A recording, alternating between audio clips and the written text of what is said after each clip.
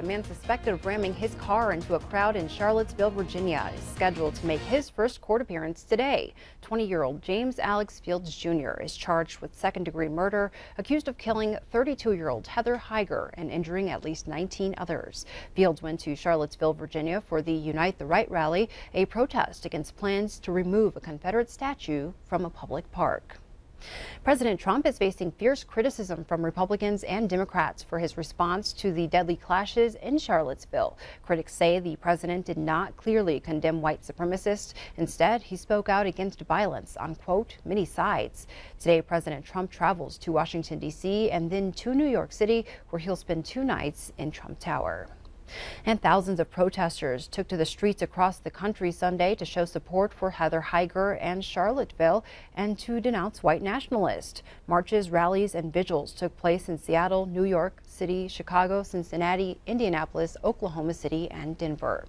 Rallies were also hosted across the state, including right here in Billings. Ed Kimmick at Last Best News was there, and reports about 60 people gathered on the Yellowstone County Courthouse lawn. All called for peace, justice, and inclusion. You can read the full story right now on KTVQ.com. On to Fire Watch. Nearly 200 homes along a section of Highway 12 west of Lolo have been evacuated. The Lolo Peak fire has grown to 7,900 acres and is 0% contained. The Red Cross opened shelter at the Florence Carlton Community Church on Old U.S. Highway 93 for area residents. Motorists are being advised to avoid traveling on Highway 12 if at all possible due to emergency fire activity. Fire officials say Sunday brought critical fire weather conditions along with the dry cold front and gusty winds. Meanwhile, 42 guests at a West Glacier cottage had to evacuate quickly on foot, hiking to get out of the way of fires sparked by roughly 150 lightning strikes. According to chalet coordinator Kevin Warrington, guests at Sperry Chalet hiked 14 miles on Gunsight Pass Trail, a reroute from their original entrance trail that was 6.5 miles long. They received an evacuation notice Friday morning from the National Park Service and initiated the hike. 3 people were airlifted from the site by helicopter. Sperry Chalet remains closed. However, they do hope to reopen before the end of the summer season. Now we go to Broadwater County, where 3 people died and 2 others were injured in a head-on crash along Highway 12 east of Helena. Montana Highway Patrol says the incident happened around 1 o'clock Sunday afternoon when a pickup traveling westbound near mile marker 57 blew a tire. The vehicle then went into the eastbound traffic lane where it hit a passenger car head-on. We're told 2 adults and 1 child were pronounced dead on scene, and 2 people in the pickup were taken to the hospital with unknown injuries. Montana Highway Patrol will continue to investigate the crash. In other news, Amazon is offering a refund this morning to customers who bought counterfeit eclipse glasses to watch the solar eclipse next week. The retail giant says the glasses may not come from a recommended manufacturer. Those who ordered the bad glasses would have received a letter that reads, quote, "We recommend that you do not use this product to view the sun or eclipse." It also warns customers that inappropriate glasses can result in the loss of vision or permanent blindness. NASA has a list of reputable vendors selling certified solar eclipse glasses to keep your eyes safely gazing at the sky. We're going to go ahead and wrap things up on this Monday morning. So we're going to take you to Mexico's beautiful Playa La Escobilla, where it was crawling with nestling marine turtles this weekend. They emerged from the sea to lay their eggs on the sandy beaches.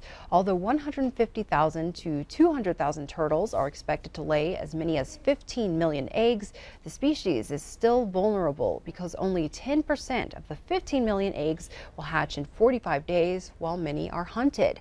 Because of this, conservation and education efforts are underway in the area. Ed, this is like something you see in a movie. For sure. Yeah, just took them all up on shore and just kind of lounging. They did little turtle umbrellas though. They do. Lay up on the sand. Oh, there you are, helping out the turtle. Yeah, they have to dig, and those eggs have to make it deep. I guess it's a delicacy. They make some soup from the eggs and the turtles. So turtle egg soup. Yeah, turtle egg soup. Okay, you can have my share. I think I'll pass. I'll let the I'm willing to turtles try some, but grow. you know, it's an endangered species. We don't want to be. Coming from the man who's eaten iguana. Well, yeah. That's a real story, but it was legal. It That's was legal. true. Legal iguana. Legal iguana. It was farmed iguana, actually. Farmed iguana. Can you imagine having an iguana farm? Can I just go Iguana ahead to and table. Yeah, Let's just iguana move to on. table. Yeah, let's go ahead and take a look and see what's happening. Temperatures hit to the 40s, 50s to 60s. 63 in Miles City, 65 in Billings, and 58 in Sheridan, 56 in Cody, 53 Livingston. You see these showers moving through. So we had the initial wave that moved through last night. Winds are a bit stronger here. Not real crazy. I mean, just kicking up a little bit as that front moves out of eastern Montana. But across the region, here's what's going on with our satellite radar mix. We're watching this next push of moisture. There's the initial cold front. Last night, this happened around the Billings area. About 7 o'clock, the wind gusts started to come up. So we'll wait for this to get to the end. Now watch, as it got started, there it goes. It splits right around Yellowstone County, some going north, some going south, and we really didn't get any rain out of it. So we're kind of hoping that this next wave is the one that'll help us out a little bit. Here's how things look in the big picture. Here's that disturbance, the low pressure area here, bringing up all that moisture for today. So we're going to try and draw that moisture up into the region and create some showers and thunderstorms. Temperatures today will be mainly into the 70s for the highs, so much cooler than average. We normally be in the upper 80s, so Billings is going to run about 15 degrees cooler than average for this time of the year. It may not make it out of like 70, 71. Temperatures across southern Montana, northern Wyoming will be mainly in the 70s, but we're also watching this area now, which has been expanded slightly by the Storm Prediction Center. In the green shaded regions, there's sufficient lift in the atmosphere, and there's also enough moisture and everything would trigger to get some stronger storms going. Now, they're going to be very isolated, but there is some potential for some hail and some gusty winds. There's still some smoke potential in western Montana. They're not going to see as much potential for rain. It's already starting to move out of that region. So for us, we'll be watching for a chance of showers and thunderstorms today, decreasing during the afternoon, and especially areas west of Billings. You'll see it start to wind down a little bit earlier.